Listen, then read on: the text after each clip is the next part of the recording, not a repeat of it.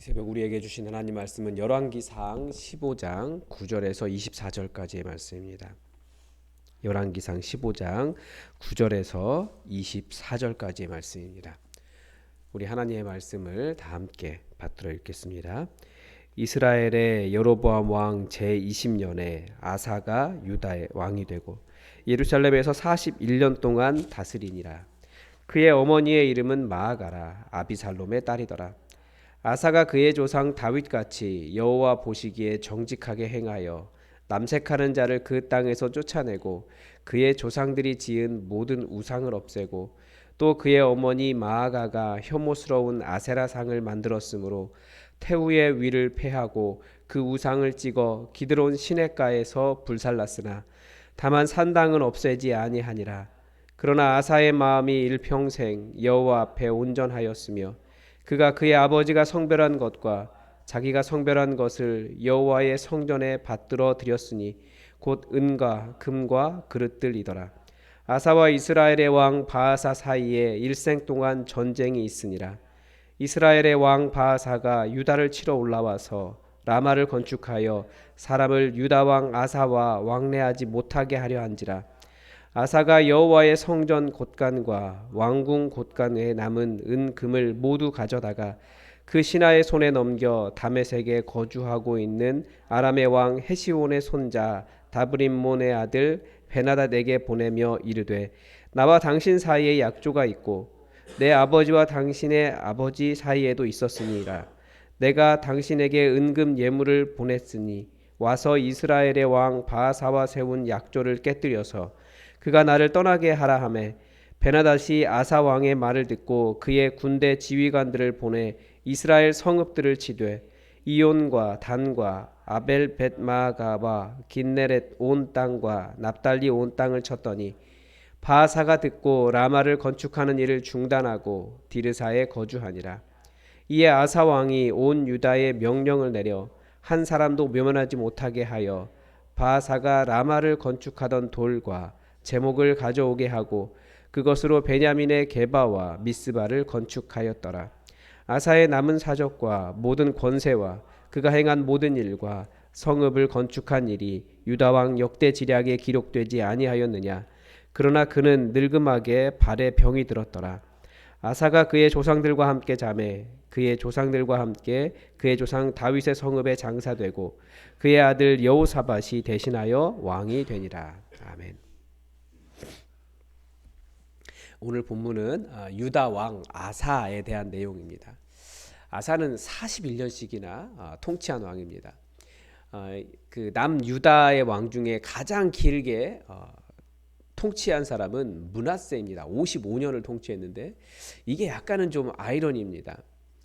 왜냐하면 그 역대기는 그런 이야기를 그 다윗 가문에 대해서 나쁜 이야기를 하지 않기 때문에 역대기는 잘 모르겠는데 이 열왕기에서는 왜 나라가 망했느냐, 이 므낫세가 워낙 우상 숭배를 너무 심하게 해서 므낫세 때문에 망했다라고 이야기하거든요. 그런데 가장 길게 통치한 자예요. 그러니까 불의한데 통치는 가장 길었습니다. 이걸 도대체 어떻게 봐야 될까? 그런 사람이었고 그 다음에는 우시아입니다. 52년 통치했고 그리고 아사입니다. 41년 통치했습니다. 어제도 말씀드렸다시피 열왕기서는 이 긴 통치 기간은 하나님의 특별하신 은혜다 이렇게 보고 있습니다. 그래서 오늘 본문 안에서도 아사가 얼마나 그의 조상 다윗과 같이 여호와 보시기에 정직하였는지를 먼저 이야기하고 있습니다. 우선 그는 남색하는 자를 그 땅에서 쫓아냈습니다. 이 남색, 남색이라고 되어 있으니까 당연히 그 남성들의 동성애만 생각하기 쉽습니다. 뭐 남색, 남창 이게 복수로 사용되면 그 남녀를 모두 포함하게 됩니다. 동성애, 이 종교적 목적으로 매음을 하던 당시의 종교적인 관습입니다. 이게 나중에 보면 여호와의 성전에도 이런 매음을 하는 사람들이 있었거든요. 그러니까 종교적인 방식이었던 거예요. 지금도 뭐 힌두교나 그런 것은 이런 방식들을 보여줍니다. 불교도 사실은 그런 세계관을 가지고 있죠. 농사를 중심으로 하는 그런 순환적인 세계관을 가진 고대 종교들은 거의 다 종교적인 방식이 이런 그 성적인 관계였습니다. 그래서 남자뿐만 아니라 종교적 목적으로 성관계를 하는 여자 사제도 포함하고 있는 단어다라고 볼 수 있습니다. 그래서 남녀를 포함해서 종교적 목적으로 성을 파는 종교적인 사제들, 신전 창기 이런 식으로 말하고 있는데 그런 사람들을 다 쫓아냈습니다. 그리고 그의 조상들이 지은 모든 우상들을 없앴다라고 되어 있습니다. 그리고 그의 어머니 마아가가 아세라상을 만들었는데 그 아세라상을 찍어서 기드론 시내가에서 불살랐고 마아가의 태우의 위를 폐위했습니다. 그런데 다만 산당은 없애지 않았다. 이런 기록을 볼 수 있습니다. 이 산당을 없애지 않았다라고 하는 것을 보면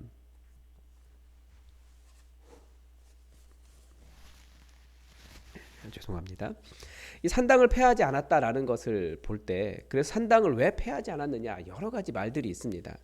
그래서 그 중에 산당이 우상을 지금 이 내용은 옛날 이야기를 조금 후대에 기록한 거거든요. 그러니까 당시에는 산당이 그래도 아직은 여호와를 섬기는 그런 신앙의 역할을 하는 부분이 있었기 때문이다라고 말하는 사람들도 있습니다. 그렇지만 분명히 우상의 산당이 그 곳곳에 있었다라는 것은 어제 본문을 통해서 알 수 있습니다. 그 푸른 나무 밑에 모든 우상과 산당 이런 것들을 세워놨기 때문에 그게 나중에 음란하게 우상을 섬기는 곳이 되어버렸죠. 그러니까 여호와 하나님을 섬기는 성전조차도 우상을 섬기는 곳이 되었는데 각 지역의 푸른 나무 밑에 있는 그런 산당들은 얼마나 우상 숭배가 심했겠습니까? 그래서 이때까지만 해도 아마 산당은 없앨 정도까지는 아니었는데 나중에는 산당을 없애버려야 할 우상 숭배의 근원지가 되었다 이렇게 추정하는 분들도 계십니다.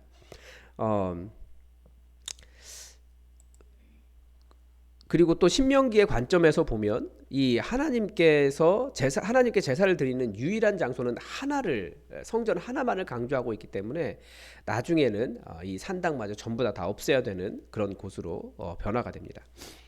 그리고 아사가 행한 또 다른 선한 일은 그의 아버지와 자기가 성별한 것을 여호와께 바쳤습니다.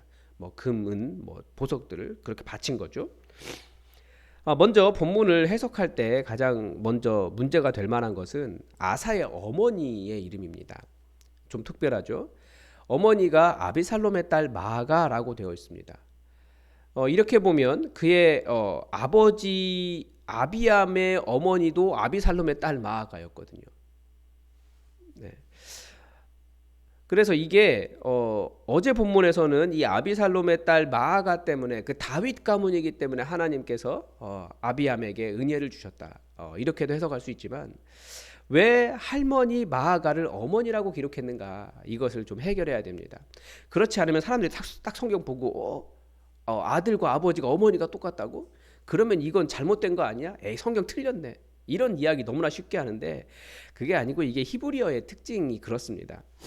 마아가 자체도 압살롬의 딸이 아니라 압살롬의 손녀입니다. 그러니까 손녀도 딸이라고 표현하는 거예요. 그러니까 할머니도 어머니라고 표현할 수 있는 거죠. 히브리어에서는 아들도 손자를 이야기하기도 하고 자손을 이야기하기도 하고 이런 것들은 문맥에 따라서 봐야 됩니다. 그래서 이 뭐라고 할까요? 그 성경을 번역하시는 분들이나 성경을 기록하신 분들은 그대로 남겨두기를 원해요.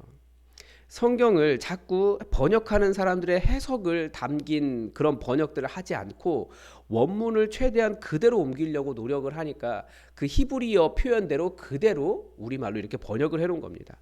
그래서 히브리어에서 딸이다, 어머니다, 그렇게 되어 있지만 얼마든지 할머니, 증손녀 이렇게도 의미할 수 있다라는 거죠. 그래서 어머니 마아가라고 되어 있지만 여기서 특별히 이 마아가가 행한 우상 숭배, 그가 세운 그 아세라상을 없애고 그 강력한 41년이나 통치했기 때문에 어떻게 보면 이 마아가가 섭정을 했을 가능성이 있는데 섭정을 했던 강력한 태우의 위조차도 패해버렸다. 이 정도로 여호와 하나님께 신실한 다윗의 길을 걸어간 사람이었다. 이런 표현을 하기 위해서 그의 할머니 마아가를 언급하고 있는 겁니다.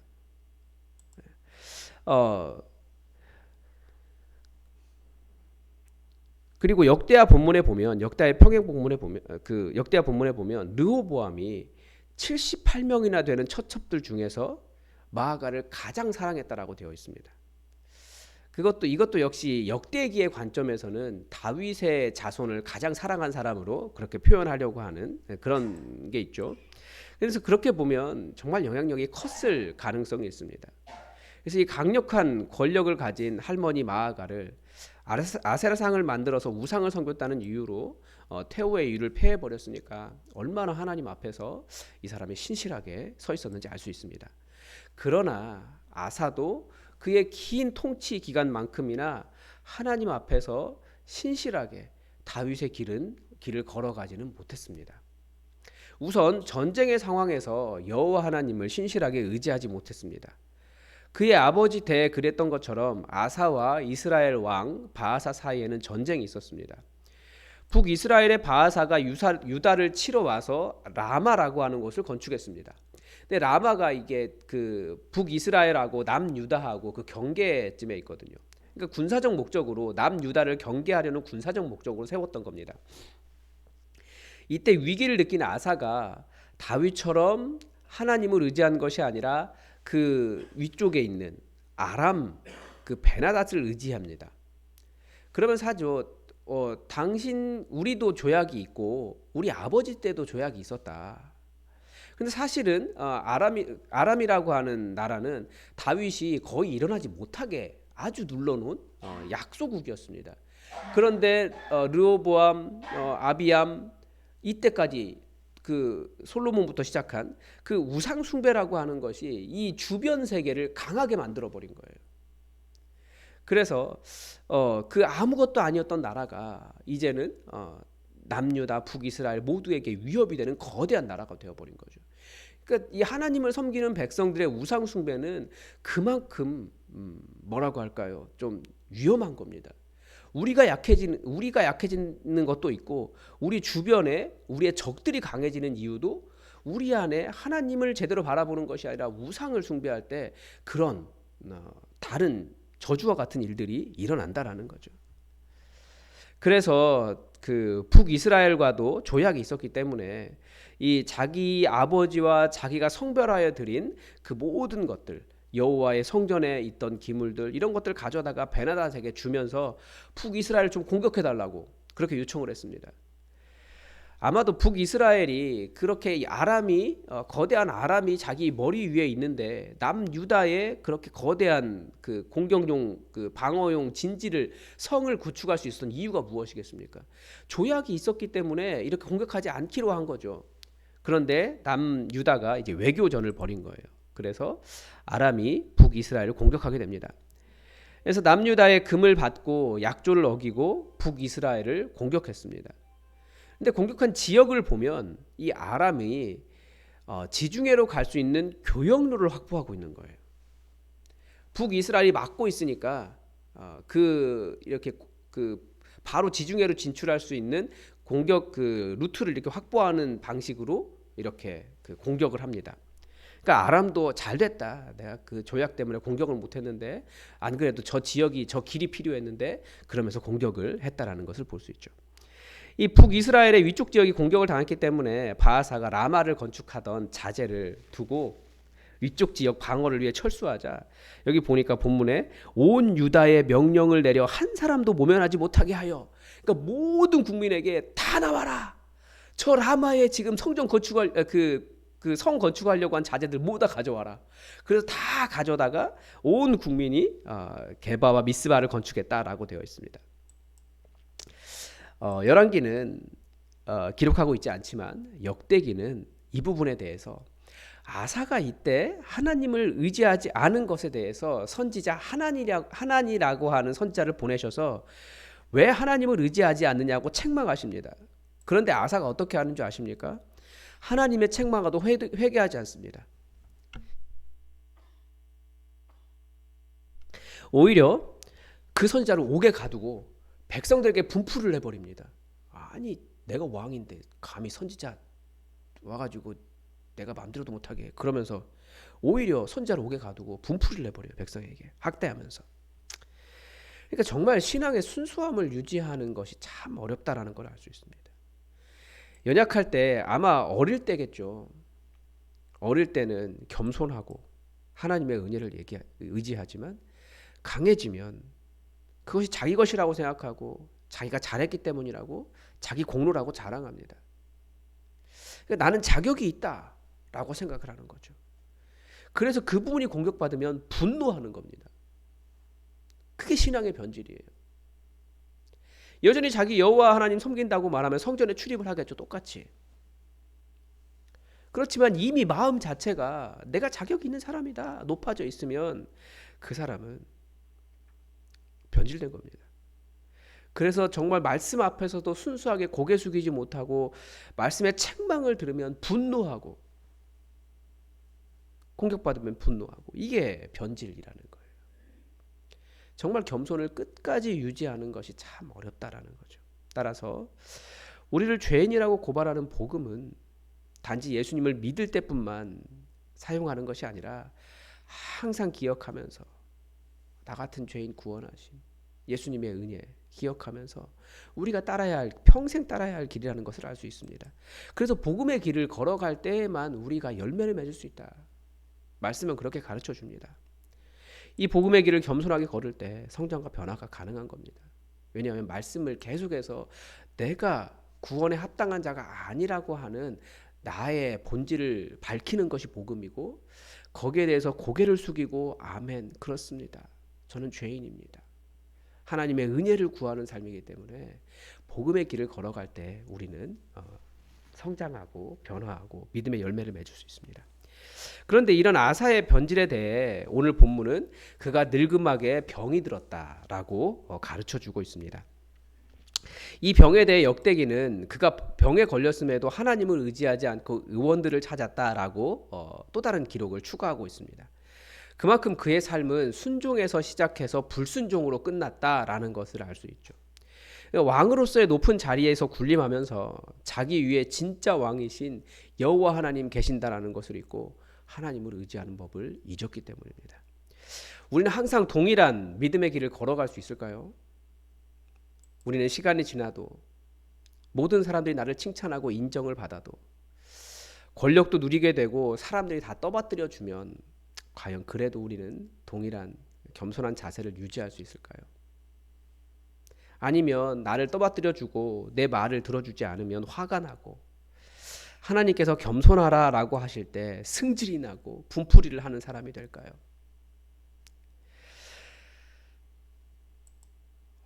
이건 정말 아무도 모르는 일이죠. 여러분 우리는 변질되지 말고 항상 겸손하게 믿음의 길을 걸어갑시다. 말씀이 그거 아니야 라고 말씀하시면 우리를 지적하시면 아무리 내 생각이 옳아 보이고 세상 사람들이 다 그렇게 해도 맞습니다. 저는 주의 말씀 따라가겠습니다.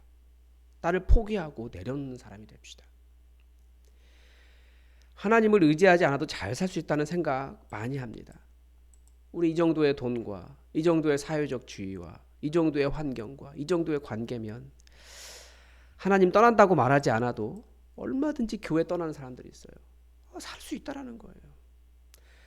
교회는 구원의 조건이 아니고 구원받은 자의 열매입니다. 우리가 구원받은 사람들이기 때문에 교회에 나오는 거예요. 그런데 이제는 교회를 떠나도 나는 꼭 교회 아니어도 잘 살 수 있다. 이런 생각 많이 합니다. 그게 변질이라는 거예요. 나 여전히 하나님 믿고 있어. 그거 하나님 믿는 거 아닙니다. 아사도 아비암도 르호보암도 다 성전에 출입한 사람들이에요. 그런데 하나님을 섬기는 사람들은 아니었어요. 그 차이를 우리가 알아야 됩니다. 그런 생각이 있다면 여전히 나는 교회 안 다녀도 잘 살 수 있다. 벗어날 수 있다라고 생각하는 생각 자체가 이미 이 하나님을 따르는 겸손에서 벗어나 있는 거라는 거예요. 여러분 우리 끝까지 이 믿음의 겸손한 믿음의 길을 우리 걸어갑시다. 오늘도 하나님의 뜻이 우리에게 이루어지기를 주기도문으로 기도하겠습니다. 하늘에 계신 우리 아버지, 아버지의 이름을 거룩하게 하시며 아버지의 나라가 오게 하시며 아버지의 뜻이 하늘에서와 같이 땅에서도 이루어지게 하소서. 오늘 우리에게 일용할 양식을 주시고 우리가 우리에게 잘못한 사람을 용서하여 준 것 같이 우리 죄를 용서하여 주시고 우리를 시험에 빠지지 않게 하시고 악에서 구하소서. 나라와 권능과 영광이 영원히 아버지의 것입니다. 아멘. 여러분 오늘도 우리 사랑하는 자녀들을 위해서 함께 기도해 주십시오. 수능이 한 달여 남았습니다. 그리고 임용고시 있고 그리고 직장 취업하는 시험이 있습니다. 우리 자녀들 인생의 언덕들을 넉넉하게 이어갈 수 있도록 하나님께서 불안하지 않게 붙잡아 달라고 그리고 끝까지 잘 달려갈 수 있도록 지혜와 능력을 달라고 우리 자녀들을 위해서 기도를 부탁을 드립니다. 오늘도 하루 종일 대신방 하게 되는데 하나님의 충만하신 은혜가 각 가정에 넘쳐나도록 기도해 주시고 최철규 목사의 체력을 위해서 또 영적인 건강을 위해서도 함께 기도를 부탁을 드립니다. 그리고 우리 예수품만 교회 정말 성령 충만해서 항상 기쁨이 넘치고 주의 말씀의 길을 살아가는 그런 교회 될 수 있도록 기도 부탁을 드립니다. 우리 다 함께 그리고 전 세계 평화를 위해서 다 함께 기도해 주십시오. 다 함께 기도하겠습니다.